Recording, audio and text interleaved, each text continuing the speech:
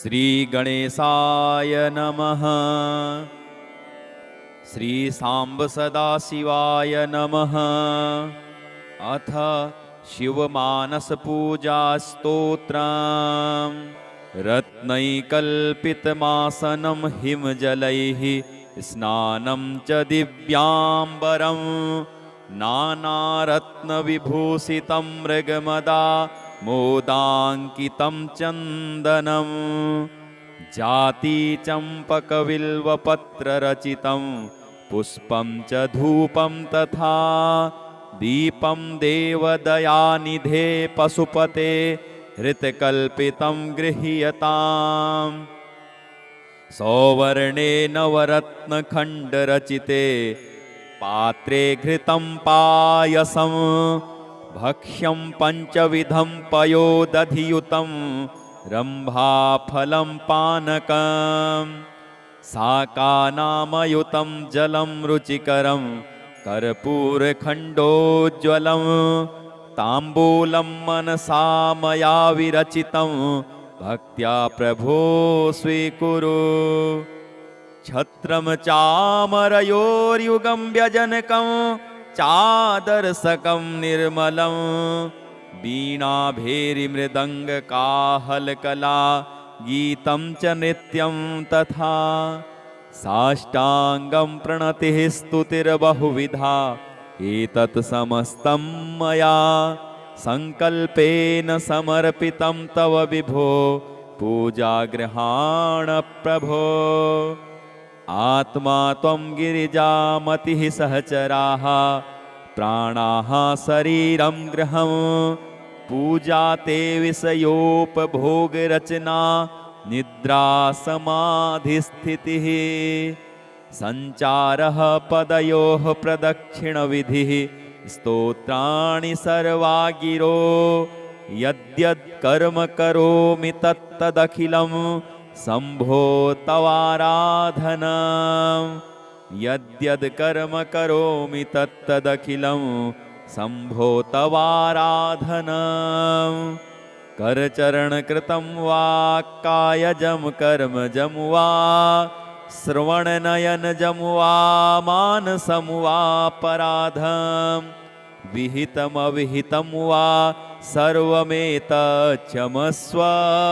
जय जय करुणाब्धे श्रीमहादेव शम्भो। इति श्री शंकराचार्य विरचिता श्री शिवमानसपूजा स्तोत्रम्। शिव शिवार्पणमस्तु। श्री सांब सदाशिवाय नमः। अथ दारिद्र्यदहन शिव स्तोत्रम्। ओम विश्वेश्वराय नरकार्णवतारणाय कर्णामृताय शशिशेखरधारणाय कर्पूरकान्तिधवलाय जटाधराय दारिद्र्यदुःखदहनाय नमः शिवाय। गौरीप्रियाय रजनीशकलाधराय कालान्तकाय भुजगाधिपकङ्कणाय गंगाधराय गजराजविमर्दनाय दारिद्र्यदुःखदहनाय नमः शिवाय। भक्तप्रियाय भवरोगभयापहाय उग्राय दुर्गभवसागरतारणाय ज्योतिर्मयाय गुणनामसुनृत्यकाय दारिद्र्यदुःखदहनाय नमः शिवाय। चर्माम्बराय शवभस्मविलेपनाय भालेक्षणाय मणिकुण्डलमण्डिताय मञ्जीरपादयुगलाय जटाधराय दारिद्र्यदुःखदहनाय नमः शिवाय। पञ्चाननाय फणिराजविभूषणाय हेमांशुकाय भुवनत्रयमण्डिताय आनन्दभूमिवरदाय तमोमयाय दारिद्र्यदुःखदहनाय नमः शिवाय भानुप्रियाय भवसागरतारणाय कालान्तकाय कमलासनपूजिताय नेत्रत्रयाय शुभलक्षणलक्षिताय दारिद्र्यदुःखदहनाय नमः शिवाय रामप्रियाय रघुनाथवरप्रदाय नागप्रियाय नरकार्णवतारणाय पुण्येषु पुण्यभरिताय सुरार्चिताय दारिद्र्यदुःखदहनाय नमः शिवाय मुक्तेश्वराय फलदाय गणेश्वराय गीतप्रियाय वृषभेश्वरवाहनाय मातङ्गचर्मवसनाय महेश्वराय दारिद्र्यदुःखदहनाय नमः शिवाय वसिष्ठेन कृतं स्तोत्रं सर्वरोगनिवारणं सर्वसम्पत्करं शीघ्रं पुत्रपौत्रादिवर्धनं त्रिसन्ध्यं यः पठे नित्यं स हि स्वर्गमवाप्नुयात्। श्री सांब सदाशिवाय नमः। अथ शिवमानसपूजा स्तोत्रम्। रत्नैकल्पितमासनं हिमजलैः स्नानं च दिव्याम्बरं नानारत्नविभूषितं मृगमदा मोदाङ्कितं चन्दनं जातिचम्पकबिल्वपत्ररचितं पुष्पं च धूपं तथा दीपं देवदयानिधे पशुपते हृतकल्पितं गृह्यताम्। सौवर्णे नवरत्नखण्डरचिते पात्रे घृतं पायसं भक्ष्यं पञ्चविधं पयोदधियुतं रम्भाफलं पानकं शाकानामयुतं जलं रुचिकरं कर्पूरखण्डोज्ज्वलं ताम्बूलं मनसा मया विरचितं भक्त्या प्रभो स्वीकुरु।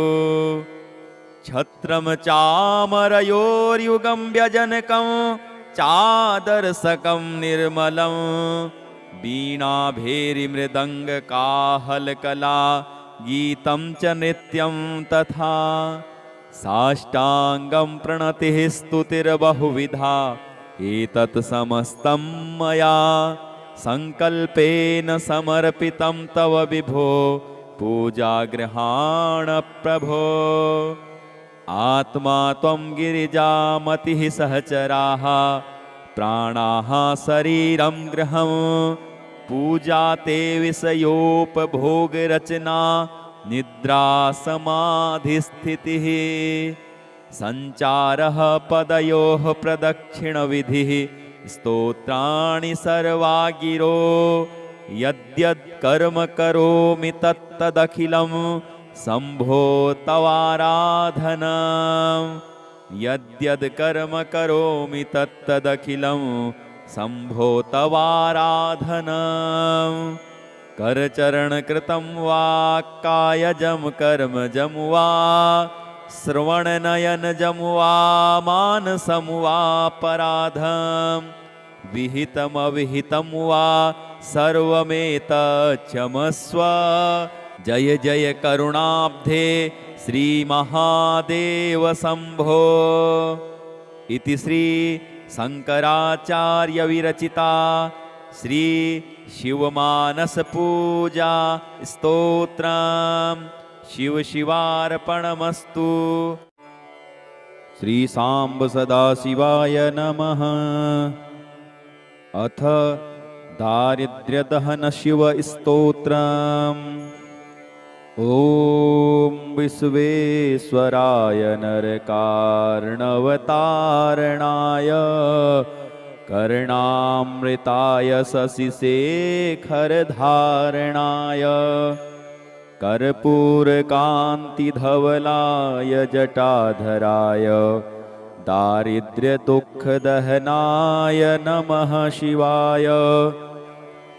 गौरीप्रियाय रजनीशकलाधराय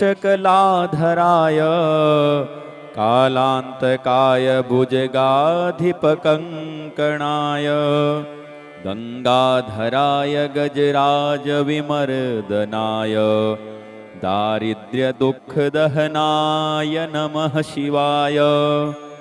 भक्तप्रियाय भवरोगभयापहाय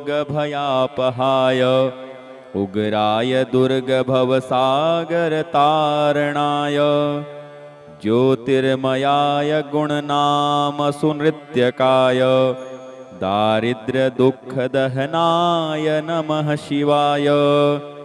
चर्माम्बराय शवभस्मविलेपनाय भालेक्षणाय मणिकुण्डलमण्डिताय मञ्जीरपादयुगलाय जटाधराय दारिद्र्यदुःखदहनाय नमः शिवाय। पञ्चाननाय फणिराजविभूषणाय हेमांसुकाय भुवनत्रयमण्डिताय आनन्दभूमिवरदाय तमोमयाय दारिद्र्यदुःखदहनाय नमः शिवाय। भानुप्रियाय भवसागरतारणाय कालान्तकाय कमलासनपूजिताय नेत्रत्रयाय शुभलक्षणलक्षिताय दारिद्र्यदुःखदहनाय नमः शिवाय। रामप्रियाय रघुनाथवरप्रदाय नागप्रियाय नरकार्णवतारणाय पुण्येषु पुण्यभरिताय सुरार्चिताय दारिद्र्यदुःखदहनाय नमः शिवाय। मुक्तेश्वराय फलदाय गणेश्वराय गीतप्रियाय वृषभेश्वरवाहनाय मातङ्गचर्मवसनाय महेश्वराय दारिद्र्यदुःखदहनाय नमः शिवाय। वसिष्ठेन कृतं स्तोत्रं सर्वरोगनिवारणं सर्वसम्पत्करं शीघ्रं पुत्रपौत्रादिवर्धनं त्रिसन्ध्यं यः पठे नित्यं स हि स्वर्गमवाप्नुयात्। श्री सांब सदाशिवाय नमः। अथ शिवमानसपूजा स्तोत्रम्। रत्नैकल्पितमासनं हिमजलैः स्नानं च दिव्याम्बरं नानारत्नविभूषितं मृगमदा मोदाङ्कितं चन्दनं जातिचम्पकबिल्वपत्ररचितं पुष्पं च धूपं तथा दीपं देवदयानिधे पशुपते हृतकल्पितं गृह्यताम्। सौवर्णे नवरत्नखण्डरचिते पात्रे घृतं पायसं भक्ष्यं पञ्चविधं पयोदधियुतं रम्भाफलं पानकं शाकानामयुतं जलं रुचिकरं कर्पूरखण्डोज्ज्वलं ताम्बूलं मनसा मया विरचितं भक्त्या प्रभो स्वीकुरु।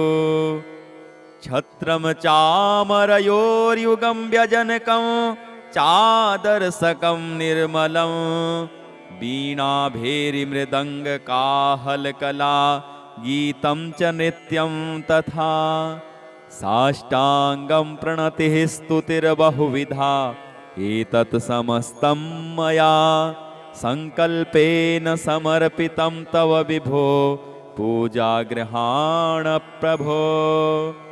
आत्मा त्वं गिरिजामतिः सहचराः प्राणाः शरीरं गृहं पूजा ते विषयोपभोगरचना निद्रासमाधिस्थितिः सञ्चारः पदयोः प्रदक्षिणविधिः स्तोत्राणि सर्वा गिरो यद्यत् कर्म करोमि तत्तदखिलं शम्भो तवाराधनम् यद्यद् कर्म करोमि तत्तदखिलं शम्भो तवाराधनम् करचरणकृतं वा कायजं कर्मजं वा श्रवणनयनजं वा मानसं वा पराधं विहितमविहितं वा सर्वमेतच्छमस्व जय जय करुणाब्धे श्रीमहादेव शम्भो इति श्री शंकराचार्य विरचिता श्री शिवमानस पूजा स्तोत्रम् शिव शिवार्पणमस्तु।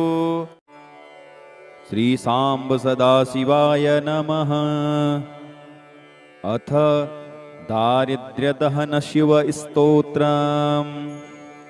ओम विश्वेश्वराय नरकार्णवतारणाय कर्णामृताय शशिशेखरधारणाय कर्पूरकान्तिधवलाय जटाधराय दारिद्र्यदुःखदहनाय नमः शिवाय।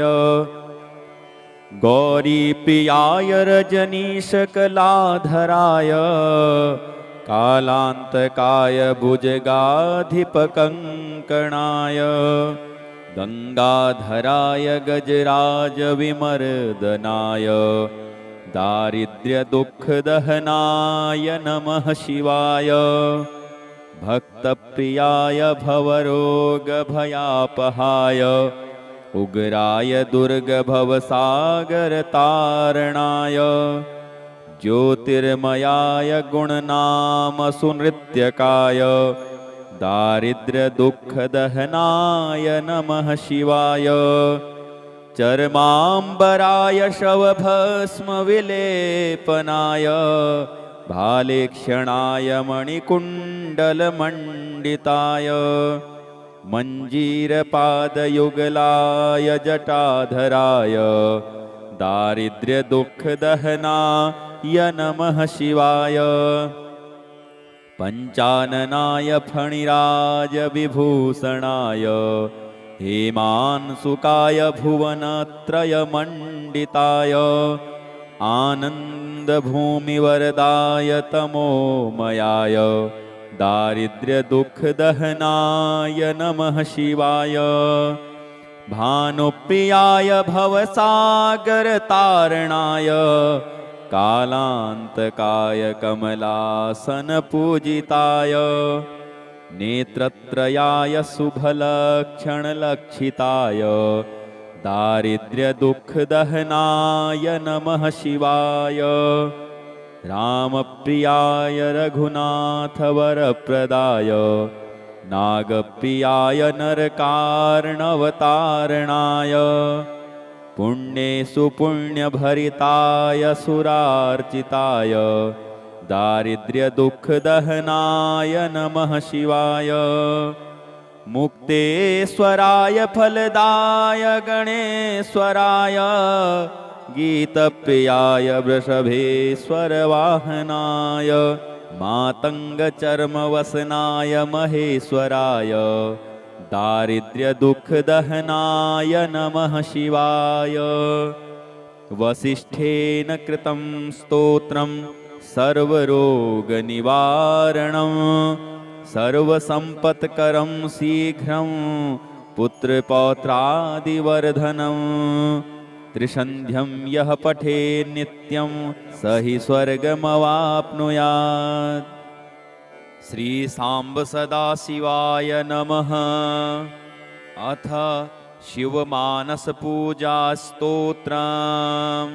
रत्नैकल्पितमासनं हिमजलैः स्नानं च दिव्याम्बरं नानारत्नविभूषितं मृगमदा मोदाङ्कितं चन्दनं जाति चम्पकबिल्वपत्ररचितं पुष्पं च धूपं तथा दीपं देवदयानिधे पशुपते हृतकल्पितं गृह्यताम्।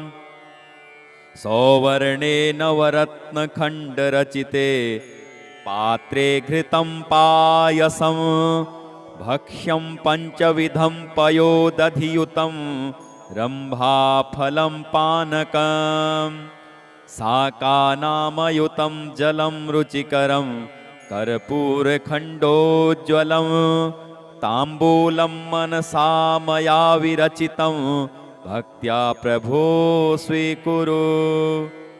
छत्रं चामरयोर्युगं व्यजनकं चादर्शकं निर्मलं वीणाभेरीमृदङ्गकाहलकला गीतं च नृत्यं तथा साष्टाङ्गं प्रणतिः स्तुतिर्बहुविधा एतत् समस्तं मया संकल्पेन समर्पितं तव विभो पूजागृहाण प्रभो। आत्मा त्वं गिरिजामतिः सहचराः प्राणाः शरीरं गृहं पूजा ते विषयोपभोगरचना निद्रा समाधिस्थितिः सञ्चारः पदयोः प्रदक्षिणविधिः स्तोत्राणि सर्वा गिरो यद्यत् कर्म करोमि तत्तदखिलं शम्भो तवाराधनम् यद्यद् कर्म करोमि तत्तदखिलं शम्भो तवाराधनम्। करचरणकृतं वा कायजं कर्मजं वा श्रवणनयनजं वा मानसं वा पराधं विहितमविहितं वा सर्वमेतच्छमस्व। जय जय करुणाब्धे श्रीमहादेव शम्भो। इति श्री शंकराचार्य विरचिता श्री शिवमानस पूजा स्तोत्रम् शिव शिवार्पणमस्तु। श्री सांब सदाशिवाय नमः। अथ दारिद्र्यदहन शिव स्तोत्रम्। ओम विश्वेश्वराय नरकार्णवतारणाय कर्णामृताय शशिशेखरधारणाय कर्पूरकान्तिधवलाय जटाधराय दारिद्र्यदुःखदहनाय नमः शिवाय। गौरीप्रियाय रजनीशकलाधराय कालान्तकाय भुजगाधिपकङ्कणाय गंगाधराय गजराजविमर्दनाय दारिद्र्यदुःखदहनाय नमः शिवाय। भक्तप्रियाय भवरोगभयापहाय उग्राय दुर्गभवसागरतारणाय ज्योतिर्मयाय गुणनामसुनृत्यकाय दारिद्र्यदुःखदहनाय नमः शिवाय। चर्माम्बराय शवभस्मविलेपनाय भालेक्षणाय मणिकुण्डलमण्डिताय मञ्जीरपादयुगलाय जटाधराय दारिद्र्यदुःखदहनाय नमः शिवाय। पञ्चाननाय फणिराजविभूषणाय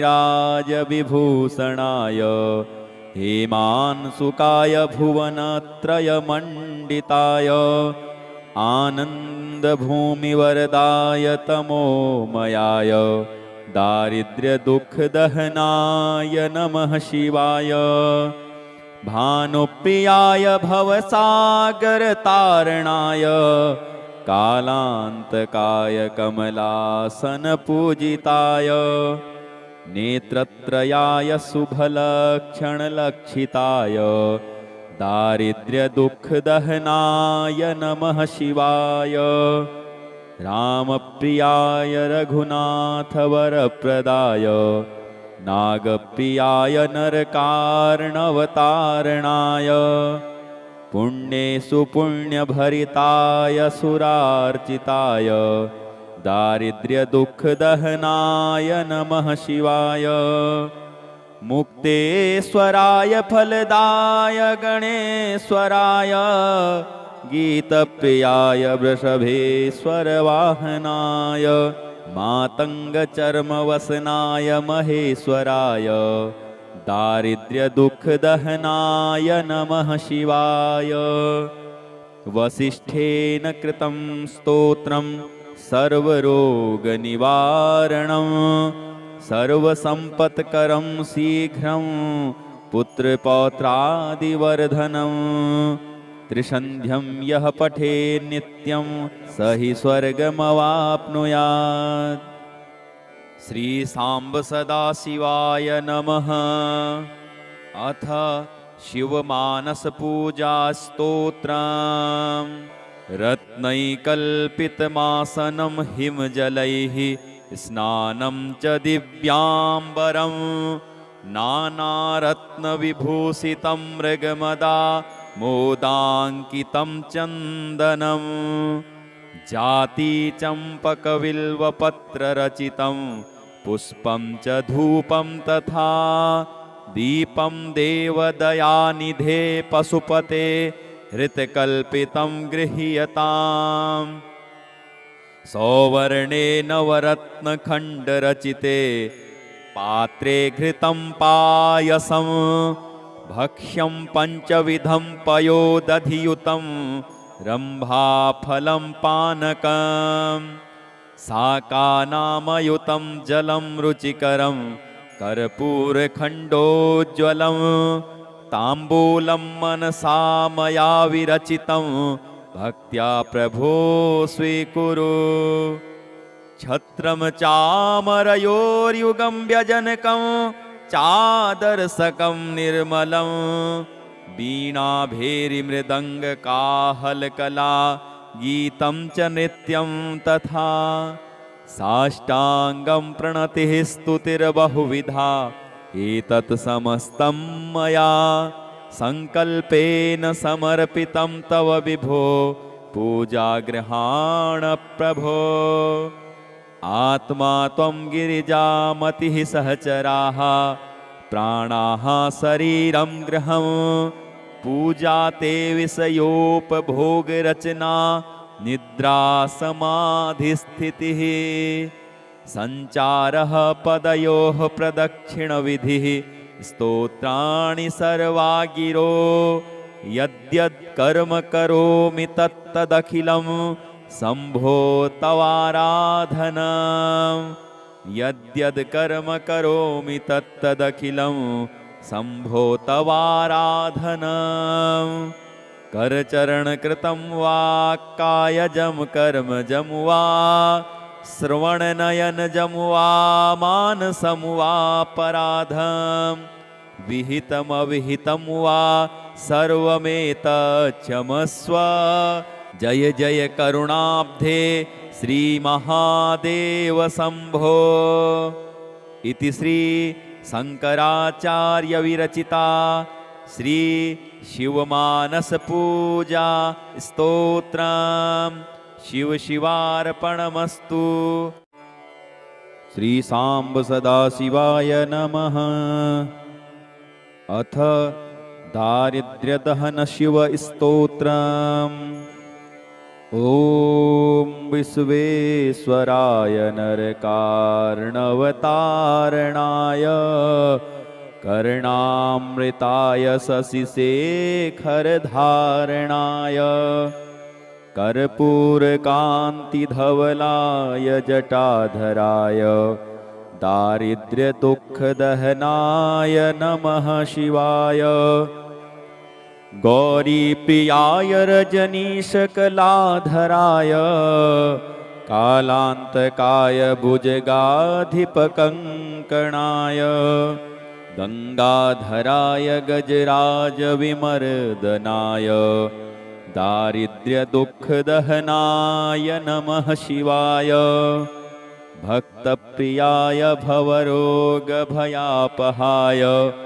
उग्राय दुर्गभवसागरतारणाय ज्योतिर्मयाय गुणनामसुनृत्यकाय दारिद्र्यदुःखदहनाय नमः शिवाय। चर्माम्बराय शवभस्मविलेपनाय भालेक्षणाय मणिकुण्डलमण्डिताय मञ्जीरपादयुगलाय जटाधराय दारिद्र्यदुःखदहनाय नमः शिवाय।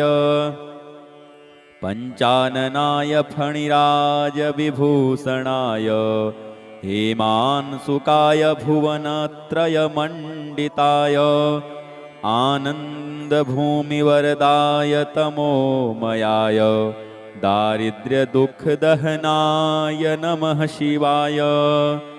भानुप्रियाय भवसागरतारणाय कालान्तकाय कमलासनपूजिताय नेत्रत्रयाय शुभलक्षणलक्षिताय दारिद्र्यदुःखदहनाय नमः शिवाय। रामप्रियाय रघुनाथवरप्रदाय नागप्रियाय नरकार्णवतारणाय पुण्येषु पुण्यभरिताय सुरार्चिताय दारिद्र्यदुःखदहनाय नमः शिवाय। मुक्तेश्वराय फलदाय गणेश्वराय गीतप्रियाय वृषभेश्वरवाहनाय मातङ्गचर्मवसनाय महेश्वराय दारिद्र्यदुःखदहनाय नमः शिवाय। वसिष्ठेन कृतं स्तोत्रं सर्वरोगनिवारणं सर्वसम्पत्करं शीघ्रं पुत्रपौत्रादिवर्धनं त्रिसन्ध्यं यः पठे नित्यं स हि स्वर्गमवाप्नुयात्। श्री सांब सदाशिवाय नमः। अथ शिवमानसपूजास्तोत्रम्। रत्नैकल्पितमासनं हिमजलैः स्नानं च दिव्याम्बरं नानारत्नविभूषितं मृगमदा मोदाङ्कितं चन्दनं जातिचम्पकबिल्वपत्ररचितं पुष्पं च धूपं तथा दीपं देवदयानिधे पशुपते हृतकल्पितं गृह्यताम्।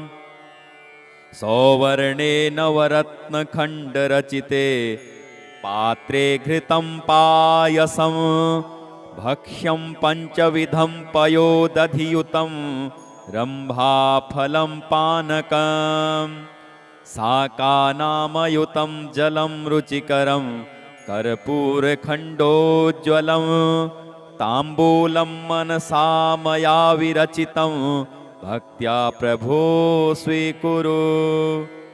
छत्रं चामरयोर्युगं व्यजनकं चादर्शकं निर्मलं वीणाभेरीमृदङ्गकाहलकला गीतं च नृत्यं तथा साष्टाङ्गं प्रणतिः स्तुतिर्बहुविधा एतत् समस्तं मया संकल्पेन समर्पितं तव विभो पूजागृहाण प्रभो।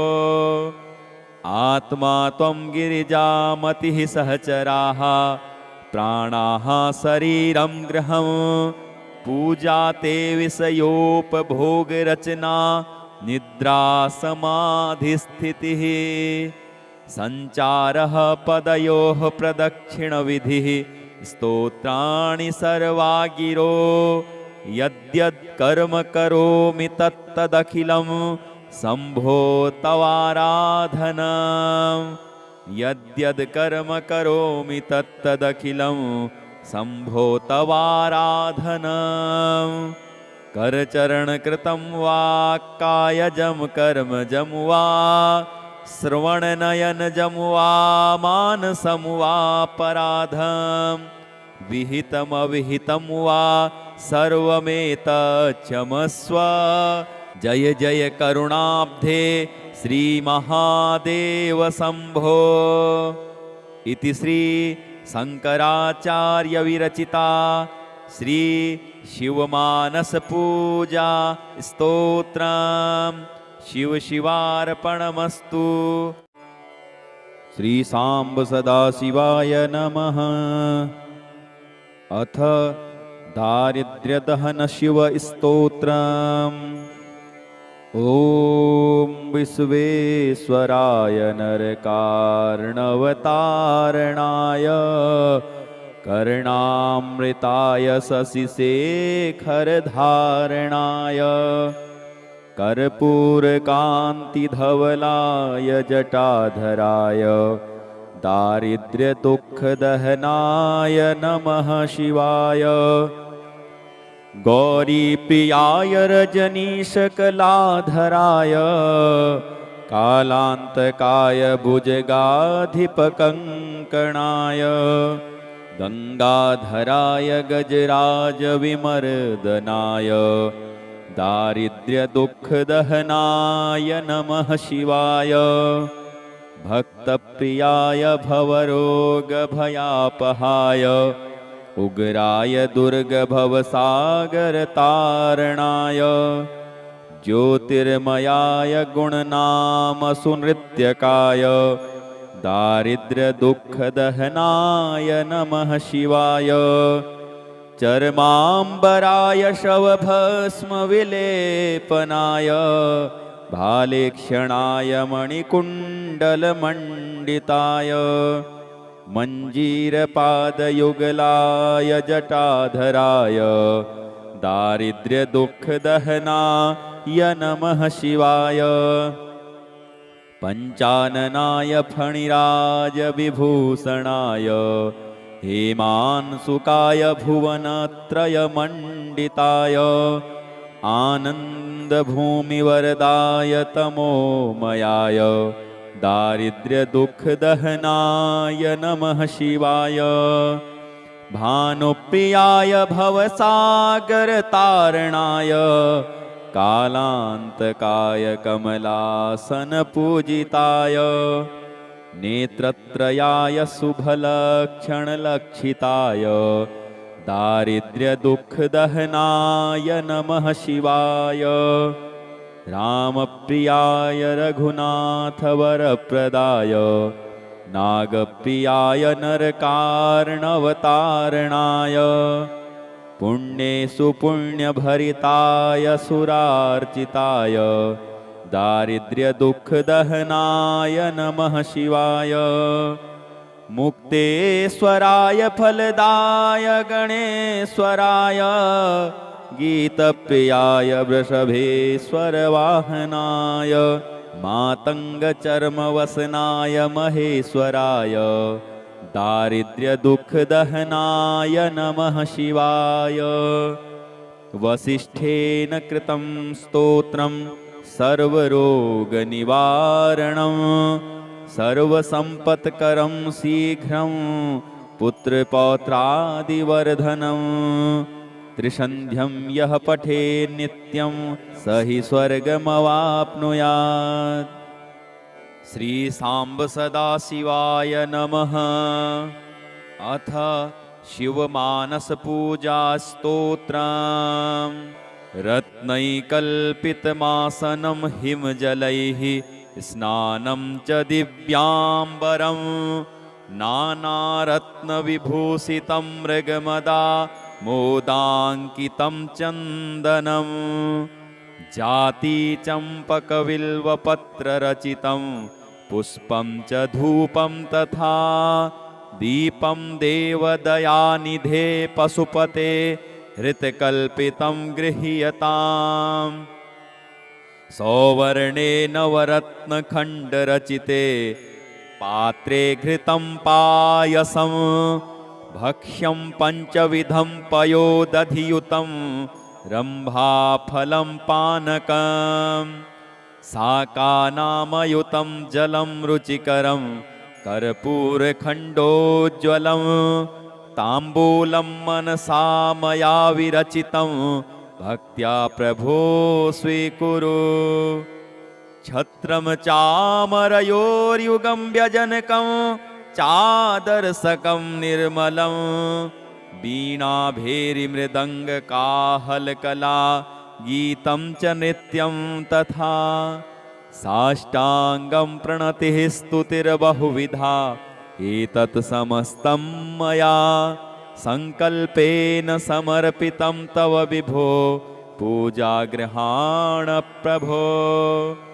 आत्मा त्वं गिरिजामतिः सहचराः प्राणाः शरीरं गृहं पूजा ते विषयोपभोगरचना निद्रा समाधिस्थितिः सञ्चारः पदयोः प्रदक्षिणविधिः स्तोत्राणि सर्वा गिरो यद्यत् कर्म करोमि तत्तदखिलं शम्भो तवाराधनम् यद्यद् कर्म करोमि तत्तदखिलं शम्भो तवाराधनम् करचरणकृतं वा कायजं कर्मजं वा श्रवणनयनजं वा मानसं वा पराधं विहितमविहितं वा सर्वमेतच्छमस्व।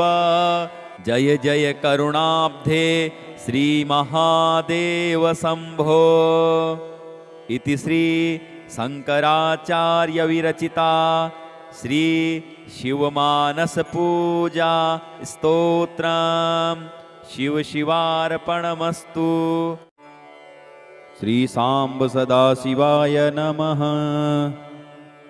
अथ दारिद्र्यदहन शिव स्तोत्रम्। ॐ विश्वेश्वराय नरकार्णवतारणाय कर्णामृताय शशिशेखरधारणाय कर्पूरकान्तिधवलाय जटाधराय दारिद्र्यदुःखदहनाय नमः शिवाय। गौरीप्रियाय रजनीशकलाधराय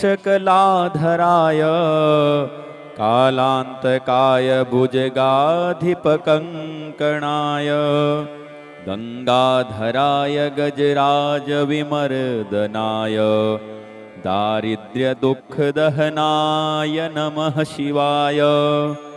भक्तप्रियाय भवरोगभयापहाय उग्राय दुर्गभवसागरतारणाय ज्योतिर्मयाय गुणनामसुनृत्यकाय दारिद्र्यदुःखदहनाय नमः शिवाय। चर्माम्बराय शवभस्मविलेपनाय भालेक्षणाय मणिकुण्डलमण्डिताय मञ्जीरपादयुगलाय जटाधराय दारिद्र्यदुःखदहनाय नमः शिवाय। पञ्चाननाय फणिराजविभूषणाय हेमांशुकाय भुवनत्रयमण्डिताय आनन्दभूमिवरदाय तमोमयाय दारिद्र्यदुःखदहनाय नमः शिवाय। भानुप्रियाय भवसागरतारणाय कालान्तकाय कमलासनपूजिताय नेत्रत्रयाय शुभलक्षणलक्षिताय दारिद्र्यदुःखदहनाय नमः शिवाय। रामप्रियाय रघुनाथवरप्रदाय नागप्रियाय नरकार्णवतारणाय पुण्येषु पुण्यभरिताय सुरार्चिताय दारिद्र्यदुःखदहनाय नमः शिवाय। मुक्तेश्वराय फलदाय गणेश्वराय गीतप्रियाय वृषभेश्वरवाहनाय मातङ्गचर्मवसनाय महेश्वराय दारिद्र्यदुःखदहनाय नमः शिवाय। वसिष्ठेन कृतं स्तोत्रं सर्वरोगनिवारणं सर्वसम्पत्करं शीघ्रं पुत्रपौत्रादिवर्धनं त्रिसन्ध्यं यः पठे नित्यं स हि स्वर्गमवाप्नुयात्। इति श्री वसिष्ठविरचितं दारिद्र्यदहन शिवस्तोत्रं श्री शिव शिवार्पणमस्तु। ओम।